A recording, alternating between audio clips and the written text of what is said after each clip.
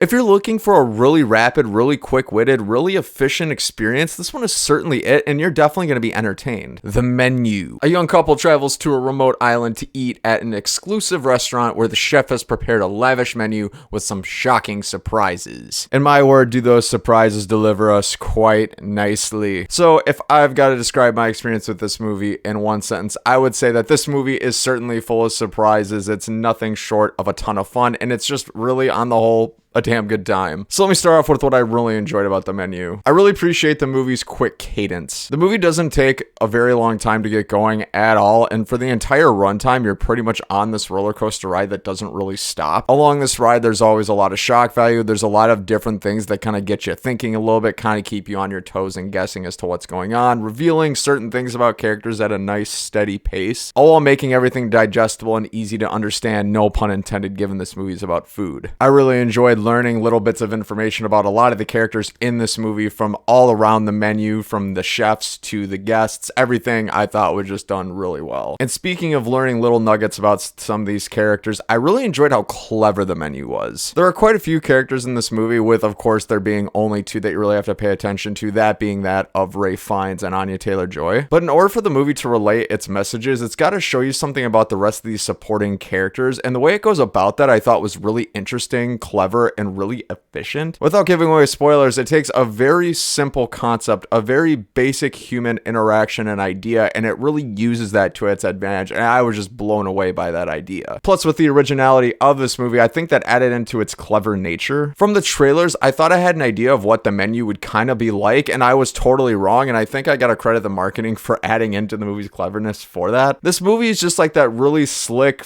quick-witted friend that you have that's always good for a one-liner, always good for a comeback. The menu just has a lot of that in spades, and it really makes for a fun watch. And additionally, I thought the leads of Anya Taylor-Joy and Ralph Fiennes, I thought they did a really great job of carrying this movie with their performances. It's not to say that anybody in this movie was a bad performer. In fact, I thought every single performance was pretty stellar, but Anya Taylor-Joy and Ralph Fiennes especially, I thought really showed their star power quite well. Ralph Fiennes has to play the really unsettling character that from the trailers looks like he's kind of pompous and kind of arrogant, but there's way more to him than meets the eye, and I'm really excited about the fact that the movie explored his character in such depth, and it all did so in a really clever, really efficient manner. There's just so much I gushed over in this movie, and I kind of want to watch it again, like right now. And finally, I really appreciated this movie's attempts at kind of getting into that deeper meaning, deeper themes, and deeper messages, and even some social commentary. I get it, not everyone wants to go into a movie with a message all the time, but I really found the movie's messages to be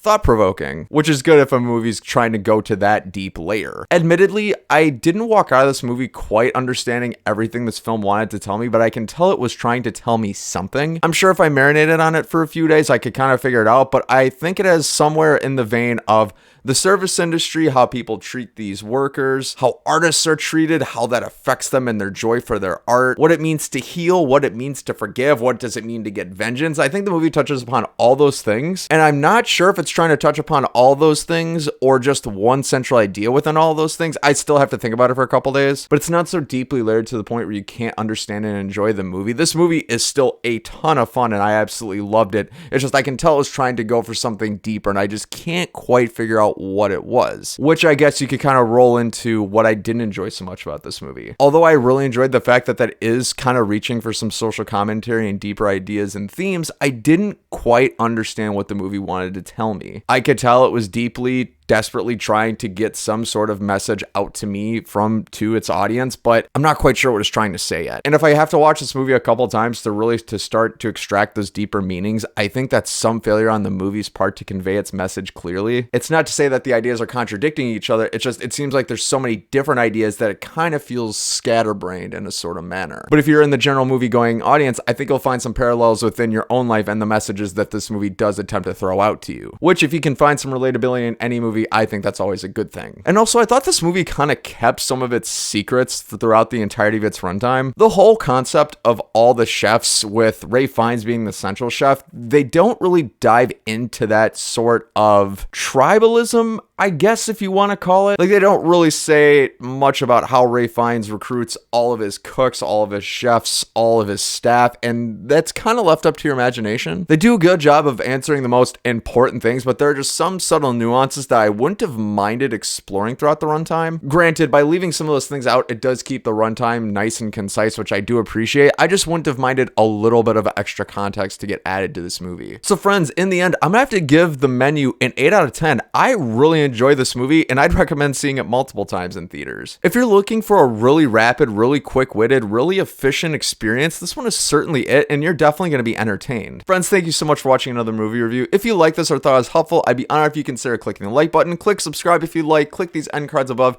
or the links down in the description below for your viewing pleasure. Once again, I've been Bryson. Until next time, have a great day.